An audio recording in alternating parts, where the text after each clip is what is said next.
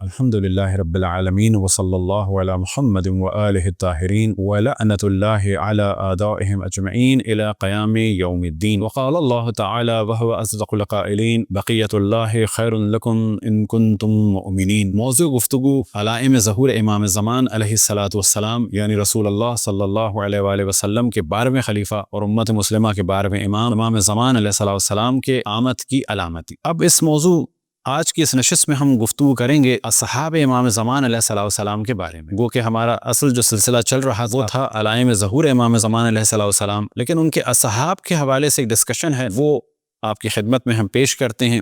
اس کے بعد اگر خداوند تبارک و تعالیٰ نے توفیق عطا فرمائی تو ممکن ہے کچھ اور علامتوں کو آپ کے سامنے پیش کریں. گو کہ تقریباً جتنے موضوعات علائم ظہور کے حوالے سے تھے انہیں ہم نے جہاں ضرورت تھی تفصیل سے گفتگو کرنے کی وہاں تفصیل سے گفتگو کی، اور جہاں ضرورت تھی انتہائی اختصار کی تو وہاں ہم نے اختصار سے گفتگو. جب کہا جاتا ہے کہ امام زمان علیہ الصلوۃ والسلام کے 313 اصحاب ہوں گے تو عام طور پر مومنین یہ سمجھتے ہیں کہ 313 اس زمانے میں مومنین ہوں، اور یہ ایک بہت بڑی غلط فہمی ہے. 313 مومنین نہیں ہوں گے، 313 اصحاب خاص ہیں. اسی طرح سے لوگ سمجھتے ہیں کہ 313 افراد فقط امام کے ساتھی ہوں گے، باقی جتنے ہیں وہ دشمن ہوں گے. تو یہ نظریہ بالکل غلط ہے. تو توجہ رہے کہ اس زمانے میں ہزاروں نہیں لاکھوں مومنین ہوں گے. 313 اصحاب خاص، یا کہا جا سکتا ہے 313 امام کے خاص افراد ہیں جو امام کی جانب سے مختلف کاموں کو انجام دیں گے، یا یہ کہ 313 خاص کمانڈر. اور کمانڈر کہنے سے ذہن میں یہ آتا ہے کہ جیسے فقط جنگ کے کمانڈر ہیں، کہ زیادہ مناسب یہ ہے کہ یہ 313 خاص عمال یعنی امام کی جانب سے کاموں کو انجام دینے والے ہیں، جنگ کے زمانے میں بھی اور جنگ کے زمانے کے بعد. اب یہ 313 کون ہوں گے تو ایک تصور کے ذہن میں آتا ہے اور ابھرتا ہے ذہن میں کہ یہ افراد ہوں گے سب کے سب اسی دنیا میں جو اس وقت زندہ ہے. تو یہ نظریہ بھی غلط ہے. کچھ افراد اس وقت کے ہوں گے اور کچھ ہستیاں ہیں جو سابقہ امتوں کی ہیں اور ان کو پلٹایا جائے. بس جب کہا جاتا ہے کہ یہ 313 جمع ہو جائیں تو ظہور ہوگا، تو مراد یہ ہے کہ 313 میں سے کچھ کو امام زمان علیہ الصلاۃ والسلام ظہور سے پہلے باذن خداوند تبارک و تعالی زندہ کریں، جس طرح سے کہ حضرت عیسیٰ علیہ الصلاۃ والسلام زندہ کرتے تھے. اور جب کہا جائے کہ امام زمان علیہ الصلاۃ والسلام کچھ لوگوں کو زندہ کریں گے تو اس سے قطعاً یہ مراد نہیں ہے کہ کوئی کہہ دے بڑے آرام سے کہ غلو کر دیا یا شرک کر، بلکہ جس طرح سے کہ حضرت عیسیٰ علیہ الصلاۃ والسلام زندہ کرتے تھے تو امام زمان علیہ الصلاۃ والسلام زندہ کریں. پھر ایک موضوع ذہن میں یہ آتا ہے کہ سب کے سب مرد ہوں گے، کیونکہ بعض روایتوں میں رجلن یا ان میں خواتین بھی ہوں. تو پس پہلی غلط فہمی یہ ہے کہ 313 اس زمانے میں مومنین ہوں گے، تو ایسا غلط ہے.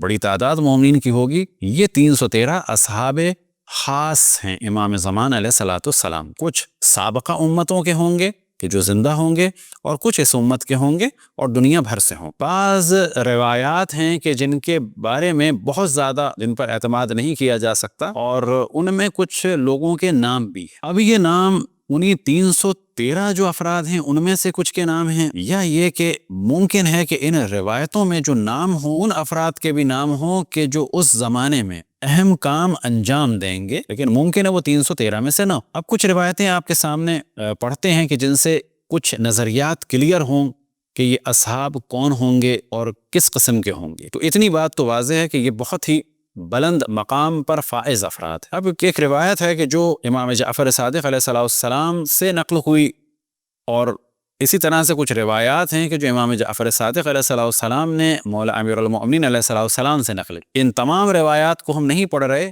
ان کا ایک خلاصہ بیان کر دیتے ہیں کہ جو ان میں مطالب بیان، جن میں سے ایک اہم موضوع یہ ہے کہ جو عموماً روایتوں میں بیان ہوا، اور وہ ہے یجیء واللہ 313 رجلن، کہ امام فرماتے ہیں خدا کی قسم 313 افراد، 313 مرد اللہ سبحانہ و تعالی لے کے آئے گا. یہ تو ایک مشہور جملہ ہے، اور یہ تقریباً اکثر مومنین جانتے ہیں کہ 313 مرد. لیکن اس روایت میں لہٰذا یہ جو روایت کا اگلا حصہ تھا یہ عموماً ہے اور بڑا مشہور ہے، لیکن ہم جس روایت کو بیان کر رہے ہیں اس میں یہ جملہ بھی ہے اور ساتھ میں ایک اور جملہ بھی ہے، فیہم 50 امرأتن، اور ان اصحاب میں 50 خواتین بھی ہوں۔ اب یہاں پر ڈسکس ہوتا ہے کہ اکثر روایات کے جو الفاظ ہیں ان میں یہی ہے، مثال کے طور پہ یجمع اللہ علیہ اصحابہ 313 رجلا، اکثر جگہ پہ یہ ہے کہ خداوند تبارک و تعالیٰ ان کے اصحاب کو جمع کرے گا جو 313 مرد ہوں گے۔ بعض جگہ بیان ہوا کہ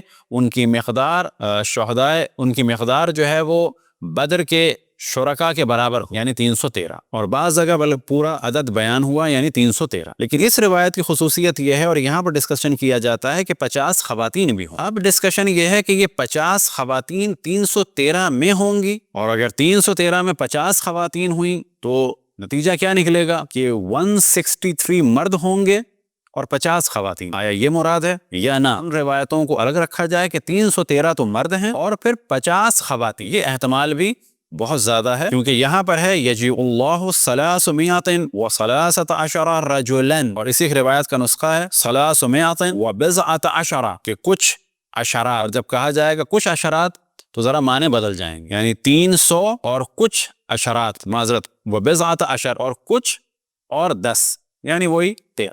اب یہ جو 50 خواتین ہیں یہ ان میں سے ہیں یا ان کے علاوہ ہیں؟ من معذرت فی ہم کے معنی لیے جائیں کہ ان 313 میں، یا مراد لی جائے اصحاب میں، یعنی اصحاب میں 50 خواتین بھی ہیں، یہ ایک معنی ہو گئے، اور 313 مرد ہیں، ایک تو یہ معنی ہو گئے۔ ایک معنی ہو گئے کہ 313 ہی میں 50 خواتین شامل، تو زیادہ جو احتمال دیا جاتا ہے وہ یہ کہ 313 مرد ہیں 50 خواتین۔ یہ دونوں طرح کی روایتوں کو اگر جمع کیا جائے، اب ان کی خصوصیت کیا ہوگی؟ یجتمعون بمکہ علی غیر میعاد، بغیر کسی وعدے کے، بغیر کسی پلاننگ کے، ایک دم سے یہ مکے میں جمع ہو جائیں گے۔ قضعا کا قضع الخریف، جس طرح سے کہ خزاں کے بادل ہوتے ہیں۔ اب خزاں کے بادل میں ڈسکشن یہ ہے کہ خزاں کے بادل بکھرے ہوئے ہوتے ہیں، تو جس طرح سے اصحاب، جس طرح سے کہ بادل بکھرے ہوئے ہوتے ہیں، بالکل اسی طرح سے اصحاب بھی بکھرے ہوئے ہوں گے دنیا کے مختلف گوشوں میں، اور ایک دم سے یہ بغیر کسی پلاننگ کے، پلاننگ سے مراد بغیر کسی اعلان کے ایک دم سے یہ جمع ہوں گے۔ یہ جو جمع ہوں گے، یہ جمع ہوں گے بعض جگہ بیان ہوا سہے آسمانی کے بعد، یعنی آسمان سے ندا آنے کے، اور بعض جگہ بیان ہوا یہ امام کے لیے پہلے ہی جمع ہو جائیں۔ تو لہٰذا اتنی بات کنفرم ہے کہ یہ جمع ہوں گے، اچانک جمع ہوں۔ یتبع بعضهم بعضا، ایک دوسرے کے ساتھ ساتھ، یبایعونہ بین الرکن والمقام، اور یہ بیعت کریں گے امام زمان علیہ السلام کی رکن اور مقام کے درمیان۔ وَمَعَهُ عَهْدُ النَّبِي وَرَائِيَتُهُ وَسِلَاحُهُ، اور امام زمان علیہ السلام کے ساتھ ہوگا عہد نبی اور ان کا پرچم اور ان کا اسلحہ، جو مشہور بعض اور جگہ روایتوں میں نقل ہوا کہ ذوالفقار ان کے پاس، اور خود رسول اللہ صلی اللہ علیہ وسلم کی اپنی تلوار بھی انہی کے پاس۔ اسی طرح سے انگوٹھی کے بارے میں ذکر ہوا کہ حضرت سلمان کی انگوٹھی ہوگی، یہ بالکل ایک الگ موضوع ہے کہ امام زمان علیہ السلام کے پاس کیا کیا ہوگا۔ اسی طرح سے ہے کہ قرآن کی وہ تفسیر اور قرآن کی وہ ترتیب اور قرآن کی وہ شان نزول جو مولا امیر المومنین نے جمع کی تھی، وہ بھی امام زمان علیہ السلام کے پاس ہو۔ لیکن اس روایت میں بیان ہوا کہ بیعت کے وقت ان کے پاس کیا کیا ہوگا، تو عہد النبی، اب اس سے کیا مراد ہے؟ یعنی عہد رسول اللہ صلی اللہ علیہ وسلم ایک ان کے پاس ہوگا، اور ایک ان کا پرچم بھی ان کے پاس ہوگا، اور ساتھ ہی رسول اللہ صلی اللہ علیہ وسلم کا اسلحہ ان کے پاس ہوگا، کیونکہ یہاں پر بیان ہوا معہ عہد النبی، نبی کا عہد، ان کا پرچم اور ان کا اسلحہ، تو یہ چیزیں اس وقت ان کے پاس ہوں گی۔ لیکن اس کے علاوہ بھی امام زمان علیہ السلام کے پاس مختلف تبرکات ہیں، وہ بالکل الگ موضوع ہے۔ لیکن اس بیعت کے وقت رسول اللہ صلی اللہ علیہ وسلم کا عہد، رسول اللہ صلی اللہ علیہ وسلم کا پرچم اور رسول اللہ صلی اللہ علیہ وسلم کا اسلحہ ان کے پاس ہو۔ اب ایک موضوع یہ کہ جو ایک اور روایت میں بیان ہوا، اس روایت میں بیان ہوا ہے کہ اصحاب کی تعداد، اصحاب سے مراد مددگاروں کی تعداد زیادہ ہو، تو یہ 313 تو خاص افراد ہیں، ان 313 کے علاوہ بھی بہت ہوں گے۔ عن ابی بصیر، یہ روایت کمال الدین میں اور بہار میں بھی نقل ہوئی ہے، اور امام جعفر صادق علیہ السلام سے نقل کیا جناب ابی بصیر نے، قال سأل رجل من اہل کوفہ، کہ اہل کوفہ میں سے ایک شخص نے سوال کیا امام جعفر صادق علیہ السلام، کم یخرج مع القائم کے ساتھ کتنے لوگ، اب وہاں پر موضوع ہے اصحاب خاص کا، یہاں پر بات ہو رہی ہے اور کون کون لوگ ہوں گے، تو امام نے فرمایا ما یخرج الا فی اولا قوت وما تکون اولا قوت اقل من عشرۃ آلاف، کہ ان کے ساتھ جو لوگ ہوں گے وہ ہوں گے صاحب قوت، اولا قوت، اور اولا قوت امام فرماتے ہیں کہا جاتا ہے کم سے کم 10,000 لوگ. ابھی کم سے کم 10,000 لوگ ممکن ہے کہ مراد ہو کہ اہل کوفہ میں سے کسی نے سوال کیا تو ممکن ہے ان کی مراد یہ ہو، لیکن اور بعض جگہ جو ہے کہا جاتا ہے کہ ایک بڑی تعداد امام کے ساتھ ہوگی مومنین کی، کہ خداوند تبارک و تعالیٰ ہم سب کو ان کی خدمت کا اس وقت بھی شرف عطا فرمائے اور گناہوں سے محفوظ رہنے کی توفیق عطا فرمائے اور واجبات پر عمل کی توفیق عطا فرمائے، اور انشاءاللہ بعد میں بھی توفیق عطا فرمائے اور ہم ان کے اصحاب اور انصار میں شامل. ایک روایت امام زین العابدین علیہ السلام سے نقل ہوئی. اب اس جانب توجہ رہے کہ یہ جو 313 افراد ہیں یہ اچانک جمع ہوں گے. تو اچانک جمع ہوں گے تو اس کے بارے میں امام زین العابدین علیہ السلام سے روایت نقل ہوئی، اور اس روایت کو نقل کیا ہے جناب ابو خالد کابلی نے، کہ جو امام زین العابدین علیہ السلام کے اہم ترین اصحاب میں سے اور شاگردوں میں سے تھے. اور یہ روایت بھی ہے کمال الدین و تمام النعمہ میں. اور ان کا کیا حال ہوگا کہ ان کے بارے میں کہا جاتا ہے، جو عام طور پر مشہور ہے کہ لوگ سو رہے ہوں گے اچانک چلے جائیں گے، وہ جو سو رہے ہوں گے اچانک چلے جائیں گے وہ یہ لوگ ہوں گے، یعنی یہ 313. ان میں سے کچھ لوگ جو اس دنیا میں زندہ تھے اور سو رہے تھے ان کے بارے میں بیان ہوا المفقودون عن فرشہم 313 رجلا، کہ یہ 313 افراد جو اپنے بستر پہ سو رہے تھے وہ ہوں گے کہ جو ایک دم سے وہاں سے غائب ہوئے. اب یہ لوگ جو بستر پہ سو رہے ہیں کچھ وہ تھے کہ جو زندہ ہیں اور اس دنیا میں اس بستر پہ سو رہے ہیں، اور کچھ وہ ہیں کہ جن کو مخصوصاً امام زمان علیہ السلام زندہ فرمائیں گے بحکم خداوند تبارک و تعالی. وہ کون لوگ ہیں؟ تو ان کے بارے میں ایک روایت بیان ہوئی. جناب مفضل بن عمیر نے اس روایت کو بیان کیا ان ابی عبداللہ، یعنی امام جعفر صادق علیہ السلام سے. اب یہاں پر دقت کریں، یہاں پر وہ ڈسکشن ہے کچھ لوگ زندہ کیے جائیں گے. امام فرماتے ہیں یخرج القائم، کہ ہمارے قائم نکالیں گے، خارج کریں گے. کس کو خارج کریں گے اور کہاں سے خارج کریں گے؟ من ظہر الکوفہ، کوفہ کی پشت سے. کوفہ کی پشت پہ کیا ہے؟ نجف ہے. نجف میں کیا چیز ہے جو بڑی مشہور ہے؟ وہاں کا قبرستان. کون سا قبرستان؟ وادی السلام. تو ممکن ہے یہ اشارہ ہو وادی السلام کی جانب. تو امام فرماتے ہیں یخرج القائم من ظہر الکوفہ 27 رجل، یہ 27 افراد، 27 مردوں کو وہاں سے نکالیں. اب یہ 27 مرد کون ہیں؟ تو بیان ہوا 15 من قوم موسیٰ، 15 افراد ہیں حضرت موسیٰ کی قوم کے کہ جو ہدایت. 7 من اہل الکہف، 7 افراد ہیں کہ جو اصحاب کہف. اب اصحاب کہف جو ہیں کوفے میں نہیں. اصحاب کہف کے بارے میں یہ ہے کہ ان کی غار اردن میں ہے، انطاکیہ کے پہاڑ، جو مشہور قول ہے. اب امام زمان علیہ السلام ممکن ہے کہ اس وقت کوفے میں ہوں اور حکم فرمائیں اور یہ لوگ وہاں پر زندہ ہوں اور فوراً کوفے پہنچ جائیں، یہ بھی ایک امکان ہے. 7 من اہل الکوفہ، اور 7 من اہل الکہف، اور 7 جو ہیں وہ اصحاب کہف. اور کون ہیں؟ جناب یوشع بن نون. جناب یوشع بن نون یعنی وصی حضرت موسیٰ علیہ السلام. اور ان کی قبر کہاں ہے؟ ان کی قبر جو ہے وہ اس وقت کے لبنان سے قریب ایک علاقہ ہے، اور اس وقت شاید وہ اسرائیل کے ہاتھ میں ہے. البتہ ان کی قبروں کے بارے میں 2-3 احتمالات ہیں. لبنان میں بھی ہے اور عراق میں بھی ہے، اور اسی طرح سے اسرائیل میں بھی ایک قبر ہے ان کی. تو جناب یوشع بن نون وصی رسول اللہ صلی اللہ علیہ وسلم، وصی حضرت موسیٰ علیہ السلام ہیں، یہ بھی زندہ ہوں گے.